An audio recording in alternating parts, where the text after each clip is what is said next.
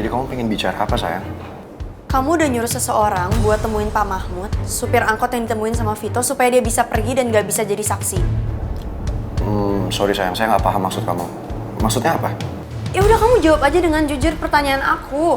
Kamu ngelakuin semua ini buat ngelindungin Oma. Saya nggak tahu apa-apa soal ini, sayang. Kamu kenapa malah nuduh saya? Kamu tahu Pak Mahmud kan? Saksi kunci yang udah aku ceritain semuanya ke kamu. Anehnya sekarang tiba-tiba polisi datang buat minta keterangan sama Pak Mahmud, tapi orangnya hilang. Dan gara-gara itu, polisi cuma bisa sebatas tanya-tanya sama oma kamu tanpa bisa menahan oma kamu. Sayang, polisi itu nggak bisa nangkep Oma karena emang Oma nggak bersalah. Dan kamu kenapa tiba-tiba nuduh saya kayak gini? Kamu kenapa nuduh Oma? Kamu mendingan stop nuduh Oma deh, sayang. Tapi semuanya ini masa kebetulan sih, Pangeran? Setiap kali ada bukti, buktinya tiba-tiba hilang. Seolah semuanya tuh sengaja diatur supaya Oma nggak bisa ditahan dan Oma nggak bisa tanggung jawab. Kamu ngomong apa sih, sayang? Saya nggak tahu apa-apa soal ini. Kamu kenapa jadi nuduh Oma? Kamu yang terlalu ngebela Oma, Pangeran. Kenapa sih kamu nggak bisa biarin aja polisi mengungkap semuanya? Supaya Oma juga nanti bisa jelasin semuanya. Kalau kamu ngelindungin Oma terus-terusan, kapan masalah ini bisa selesai? Kamu sadar nggak sih ini semua bisa berdampak ke hubungan kita berdua? Sayang, kamu tuh... Sayang, tunggu. Apa, Pangeran? Aku butuh waktu sendiri. Kamu nggak perlu ganggu aku lagi. Sayang, please, kamu kenapa jadi kayak gini sih? Saya ada di sini karena saya pingin dampingin kamu. Saya nggak kepingin kamu ngelewatin ini semua sendirian. Apalagi ada Mel yang selalu neken kamu. Tapi kamu kenapa malah jadi kayak gini? Kamu kenapa jadi nuduh saya dan kamu terus nuduh Oma? Percuma kamu temenin aku di sini karena Mel juga nggak suka ada kamu. Jadi udahlah, biarin aku handle semuanya sendiri. Sayang.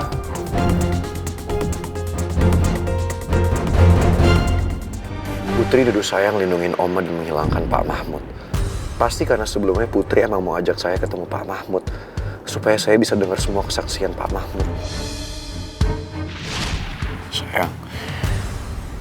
Sayang, mendingan kita sekarang coba omongin ini baik-baik ya. Mungkin... Oma nggak bersalah.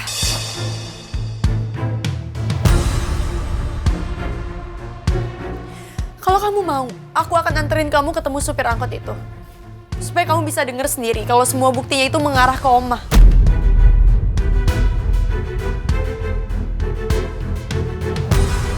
Apa yang terjadi sama saya, Dok?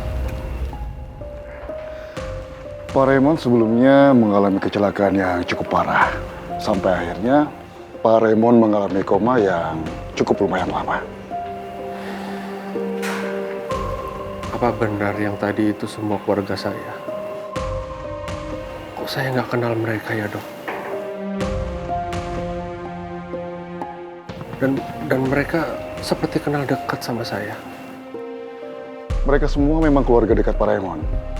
Pak Raymond tidak usah khawatir. Kondisi seperti ini tidak akan permanen dan bisa disembuhkan. Walaupun butuh waktu untuk mengembalikan semuanya. Saya agak terganggu dengan sikap mereka, Dok. Apalagi yang muda itu teriak-teriak depan saya. Saya maklum, karena kondisi Pak Raymond baru saja pulih. Sebaiknya Pak Raymond sekarang istirahat dulu, sambil nanti kita lakukan pemeriksaan lanjutan. Dan kalau ada apa-apa atau Pak Raymond butuh sesuatu, silakan panggil suster. Terima kasih, Dok. Saya tinggal dulu.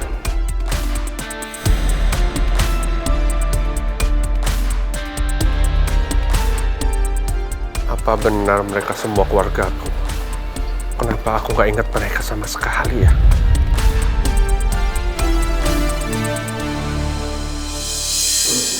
Dokter, gimana kondisi suami saya? Kondisi Pak Raymond stabil dan pemulihan fungsi motoriknya juga termasuk cepat. Hanya saja saat ini kondisi Pak Raymond mengalami amnesia.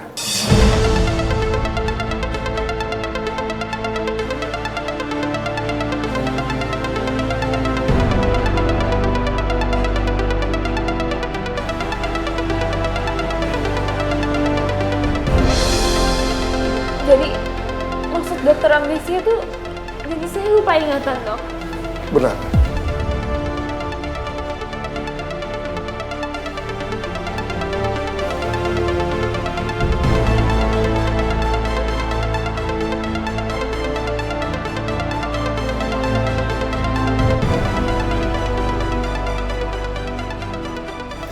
Kenapa suami saya bisa sampai amnesia, Dok? Dan kapan suami saya bisa ingat semuanya? Pak Raymond mengalami amnesia disebabkan karena komanya yang terlalu lama. Tapi Ibu Nawang dan keluarga tidak perlu khawatir, karena kondisi ini tidak akan permanen dan bisa pulih. Kami juga akan melakukan pemeriksaan fisik secara menyeluruh, termasuk pemeriksaan neurologis untuk mengetahui fungsi sistem sarafnya. Iya, Dok. Dok, kira-kira berapa lama ya ingatan Bapak bisa kembali? Soal itu kami tidak bisa prediksi, sama seperti saat Pak Raymond mengalami koma sebelumnya. Kami harap pihak keluarga bisa membantu beliau untuk mengingat kembali memorinya yang sudah hilang, tanpa ada penekanan dan juga paksaan. Jadikan kondisi di sekitar atau lingkungan beliau harus aman dan nyaman. Karena saya khawatir Pak Raymond akan merasa tidak nyaman dan semakin sulit mengembalikan ingatannya kembali apabila keluarganya terlihat bermasalah. Dok, boleh nggak saya ke dalam? Saya cuma mau ngobrol sama diri saya. Jadi nggak boleh lupa siapa saya, Dok. Untuk saat ini, biarkan dulu Pak Raymond istirahat dan menenangkan diri. Ya, dengan ada paksaan dan tekanan, hanya akan memperburuk kondisi beliau.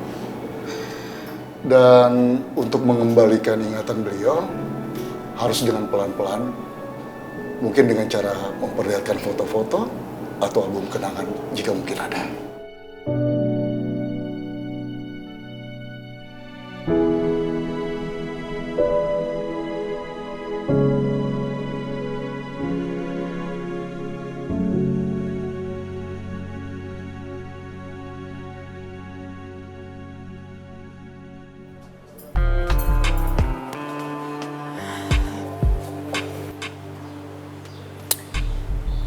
Masalah aku sama Rizky gak akan pernah selesai sampai ada salah satu dari kita yang mau ngalah. Dan aku gak mau ngalah. Aku gak rela kalau Mel sama orang jahat kayak Rizky kayak gitu. Jadi ya untuk sekarang aku gak bisa pulang. Aku gak bisa pulang kalau ngeliat kondisinya kayak gini sekarang. Walaupun alasannya demi aku, Tristan.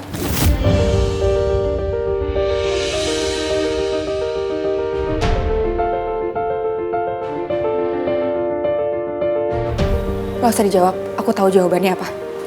Sampai kapanpun kamu terus bersaing untuk dapetin Mel. Aku pulang ya. Orang, hey.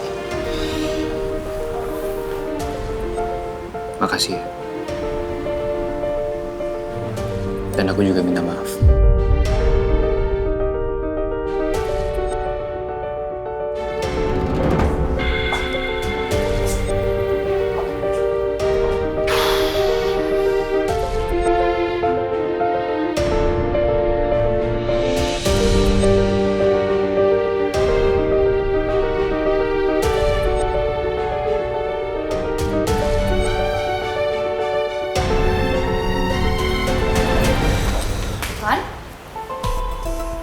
Hey. Tan, gue udah denger kabar kalau lo ditangkap sama polisi di rumahnya Mel karena lo bikin keributan di sana. Lo kenapa sih? Kok bisa sampai kayak gitu? Iya, Cid. Gue cuma pengen perjuangin cinta gue. Itu doang. Perjuangin cinta lo? Oke, tapi kenapa harus sampai ketangkep sama polisi? Ya nggak tahu. Ibu Nawang. Ibu Nawang yang laporin gue. Dia pikir kalau gue udah ganggu kenyamanan dia. Aku nggak tahu lah. Ya udah kalau gitu, kita ngobrol di apartemen aja ya. Yuk. Gue bantu. Oke. Yuk, Bobo. Ya.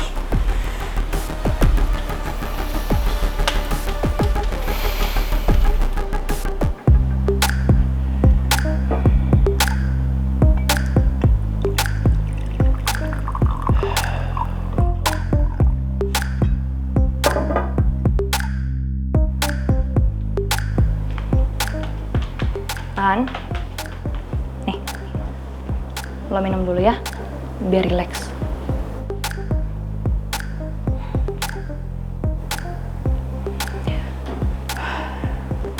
By the way, Tan, gua tahu kok lo sayang banget cinta banget sama Mel. Dan lo juga bakal ngelakuin apapun untuk memperjuangkan cintanya Mel dan dapetin dia. Ya tapi kalau semua ini yang lo perjuangin cuman bikin masalah buat lo, ya gue mohon sama lo, pikirin lagi ya niat lo itu.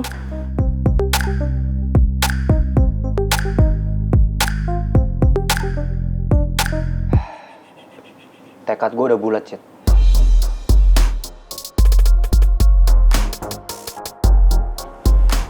Ya tapi lo kan saudara gue. Gue gak mau kalau sampai terjadi apa-apa sama lo, Tan. Please. Kalau cuman bikin masalah sama lo, mending lo ngurungin niat lo itu ya. You know what? Sampai kapanpun gue akan terus perjuangin cinta gue buat Mel. Apapun yang terjadi, apapun yang gue hadapin, gue akan terjal. Dan begitu gue tahu kalau ternyata Mel mencintai gue juga, itu udah cukup buat gue jadi alas buat perjuangin dia.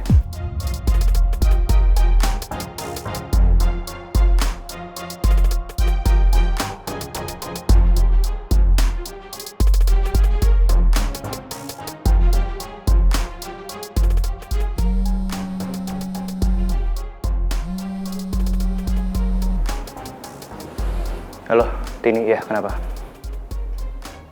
Apa? Kedai kebakaran?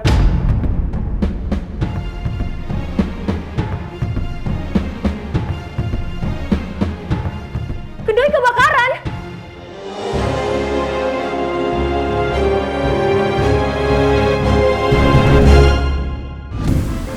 Ki, aku benar-benar sedih banget. Tadi pas aku masuk, Didi bener-bener gak ngenalin aku, Ki.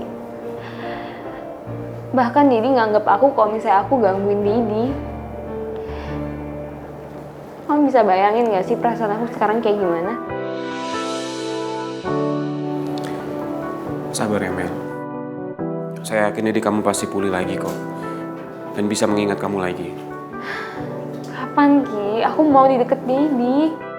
Nanti kalau dokter udah ngebolehin kamu masuk, kamu coba bicara dari hati ke hati sama Didi kamu. Kamu bantu Didi kamu mengingat kenangan yang paling berkesan sama kalian berdua. Pelan-pelan aja. Saya yakin kamu pasti bisa. Kamu ingat nggak kata dokter tadi? Bikin lingkungan yang tenang di sekitar diri kamu. Kamu nggak usah nyari penyebab kecelakaan diri kamu dulu. Apalagi sampai nyalain orang lain. Mendingan sekarang kamu fokus sama kesembuhan diri kamu. Omongan Rizky bener. Gue gak mau memperkeruh keadaan.